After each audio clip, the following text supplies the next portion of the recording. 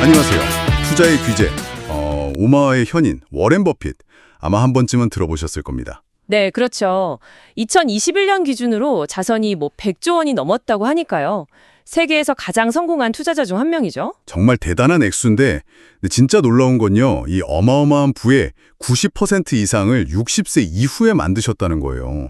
이게 대체 뭘 의미하는 걸까요? 바로 그 지점이 어떻게 보면 워렌 버핏의 혁신을 보여주는 것 같아요. 그러니까 단순히 오래 살아서가 아니라 그분의 투자 철학 있잖아요. 네네, 복리. 그렇죠.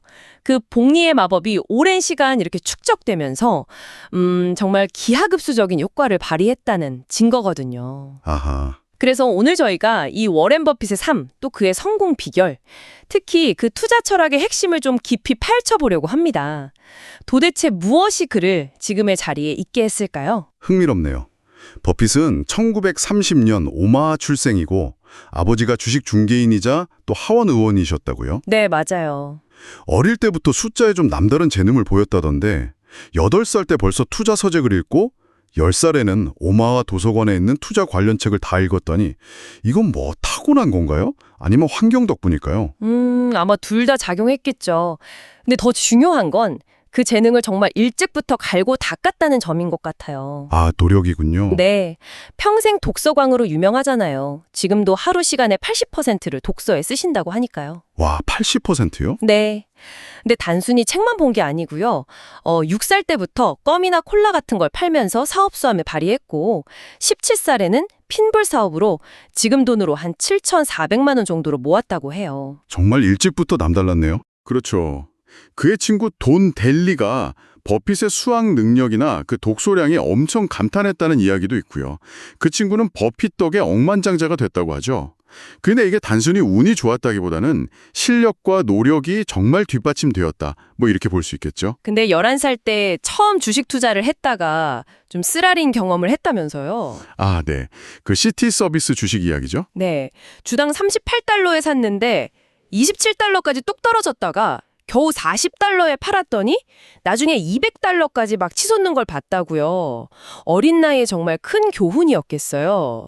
맞습니다.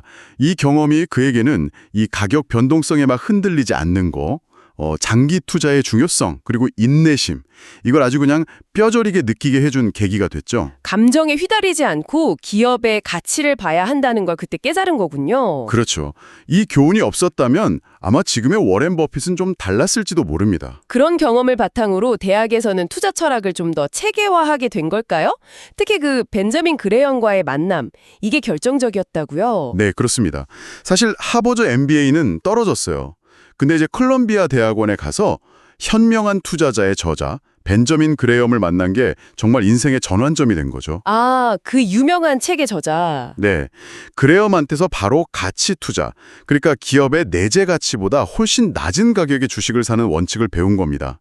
버핏 스스로도 내 투자의 85%는 그레엄의 영향이다. 이렇게 말할 정도였고요. 85%나요? 네. 그리고 그레엄 수업에서 유일하게 A+를 받았다고 하죠. 그러니까 스승의 가르침을 정말 완벽하게 흡수한 거예요. 저 해서웨이를 인수하면서 정말 전설을 만들기 시작했군요. 그렇죠.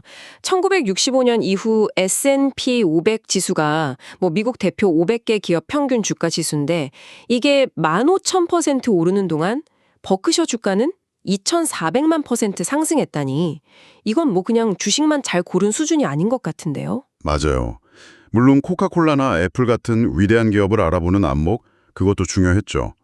근데 버크셔 해서웨이라는 그 구조 자체가 성공의 또 다른 핵심 요인이었어요. 구조 자체요? 어떤 면에서요? 특히 보험 사업을 통해서 얻은 플로트라는 게 있거든요.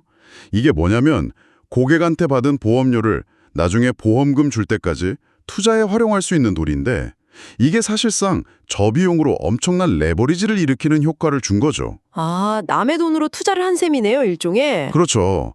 일반 투자자는 사실 활용하기 어려운 구조예요. 물론 버핏도 완벽하진 않았어요. 버크셔 해서웨이 원래 사업이었던 방직 사업 자체는 실패로 인정했고요. 또 구글이나 아마존 같은 기업들 초기 투자 기회를 놓친 것도 아쉬워했죠. 그러니까 완벽한 투자자는 없다는 겁니다. 그의 투자 원칙은 참 단순하고 명료하잖아요. 제1원칙, 절대 돈을 잃지 마라. 제2원칙, 제1원칙을 절대 잊지 마라. 어떻게 보면 당연한 말 같은데 이걸 평생 지킨다는 게 비결일까요? 핵심은 잃지 않는 것의 중요성을 그 복리랑 연결시켰다는 점이에요. 투자를 눈덩이 굴리는 거에 비유하면서 스노우볼 효과를 엄청 강조했거든요. 아, 스노우볼. 네, 오랫동안 계속 굴려야 눈덩이가 커지잖아요. 그런 것처럼 손실 없이 꾸준히 복리 수익을 쌓아가는 것. 이게 바로 기하급수적인 부를 만드는 길이라고 본 거죠. 그래서 11살보다 더 일찍 투자를 시작하지 못한 걸 후회한다는 농담도 하신 거군요. 그렇죠. 그만큼 복리에서 시간을 가치를 중요하게 생각한다는 걸 보여주는 대목입니다. 그렇게 어마어마한 부를 쌓았는데도 1958년에 산 집에 여정이 살고 뭐 아침은 맥도날드에서 먹고 차도 직접 운전하고 이런 검소한 삶이 참 인상적이에요. 맞아요.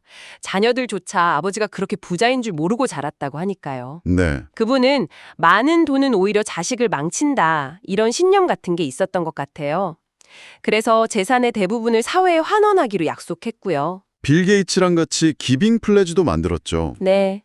그걸 설립해서 지금까지 43조 원 이상을 기부했다고 하니까 단순히 돈 버는 기술을 가진 사람이 아니라 부의 의미와 책임에 대해서 깊이 고민한, 뭐랄까, 철학자 같은 면모도 보여주는 거죠. 종합해보면 워렌 버핏의 이야기는 정말 평생 배우는 자세, 그리고 가치를 알아보는 눈과 인내심, 또 복리의 힘에 대한 믿음, 여기에 아주 철저한 검소함과 사회 환원 정신, 이렇게 요약할 수 있겠네요. 그렇습니다.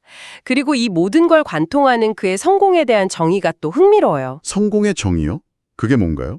나이가 들어서도 당신이 사랑했으면 하는 사람들이 여전히 당신을 사랑해주는 것.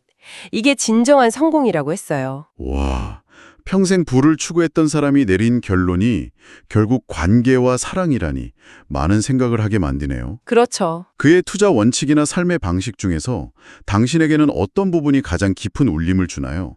뭐 수십억 달러가 우리의 목표는 아닐지라도 그의 어떤 원칙을 우리 삶이나 목표 설정에 적용해 볼 수 있을까요? 마지막으로 이런 질문을 한번 던져보고 싶습니다. 부의 축적이라는 어떻게 보면 평생의 과업 끝에 버핏이 도달한 진정한 성공은 사랑받는 삶이었잖아요. 네. 당신의 삶에서 재정적인 목표를 추구하는 그 여정과 또 의미 있는 인간관계를 만들어가는 노력 사이에서 그 균형점을 어떻게 찾아가실 건가요? 한 번쯤 깊이 고민해 볼 만한 질문인 것 같습니다.